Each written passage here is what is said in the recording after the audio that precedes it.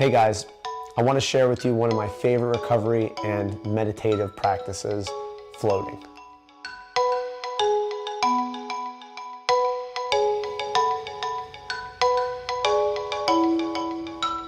So I first heard about floating actually over a decade ago.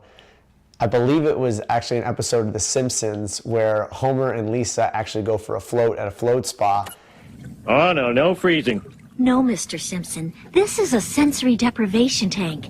It blocks out all the external distractions that bombard our souls. Can you pee in it? I'll take 2 hours. Me too. You find out that when you go into this sensory deprivation pod, you're floating in water that is super saturated with salt, and it's Epsom salt. It's turns out to be over 800 pounds of Epsom salt in the water, and that creates buoyancy.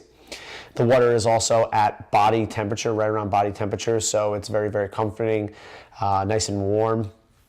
And the fact that you float, it decompresses the spine, it creates that weightlessness, and you really can't tell where you start and the water ends.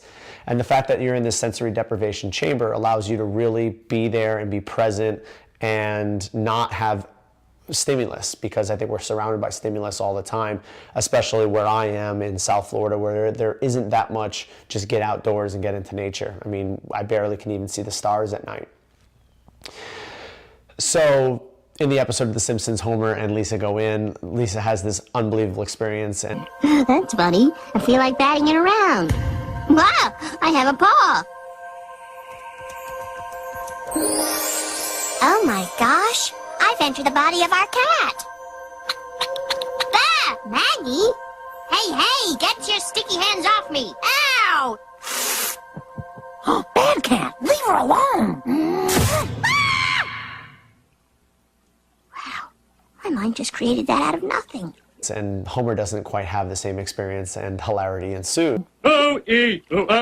Ting, ting, walla, bing, bang. Walla, bing, bang, ding, ding. Now I'm listening to the Joe Rogan podcast, Joe Rogan Experience, and he is talking about he uses floating to get to a state of presence and flow, and allows him to create more creativity. About tanks is you could do all the meditation in tanks, but you have way more disconnection from your body, and I think that's important.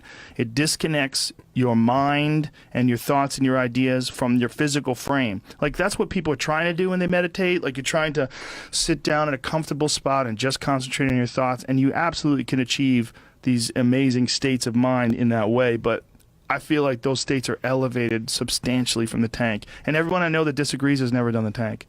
People that have done the tank go, oh yeah. People that I know that meditate and do the tank as well go, oh my God, this is a game changer. It's just a completely different environment. I've been looking for a float spot for many years, and there was actually one in my town that happened to close down right as I was getting interested. But recently, in the last few months, my girlfriend introduced me to one of her teammates on her soccer team. His name was Matt Beck. And he said, hey, I'd love you to come down and try it. And I did. And as soon as I walked in, I was blown away by the serenity, by the calmness, and by this overall good energy feeling when I went in. So basically what happens is when you walk in, you're greeted by the front desk, and they're kind of setting you up on your float, and they're making sure that your room is ready. The first time I was there, they introduced me to the actual pod and showed me all the bells and whistles, and how to shower beforehand, and how to put the earplugs in, and all that kind of stuff, and all the do's and don'ts as you go into the pod. The first time I floated, I felt very relaxed about 20-30 minutes in. And overall, it was an amazing experience. You feel very relaxed afterward, and the other cool thing is you just sleep great. Your muscles are relaxed. That Epsom salt gets absorbed into your skin even better than when you ingest it. And you know, I had a very, very calm experience after that. Subsequently, each float I've had since then, I've kind of found a little bit of this and a little bit of that, and some experiences are a little bit more frustrating, others are more calming, and all of those are perfectly fine. And the less expectation you have going in, the better. Things that people tend to say are, I can't float, I'm too much in my head. Yeah, that's the reason why you should float. Like, the reason why you can is the reason why you should.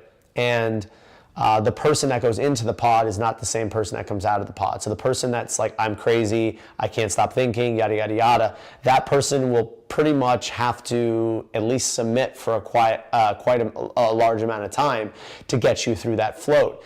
So if you're interested in a float at Float8, you can use my discount code right here. All the CFDRB members are entitled to a discount, which makes it awesome for you guys to be CFDR members.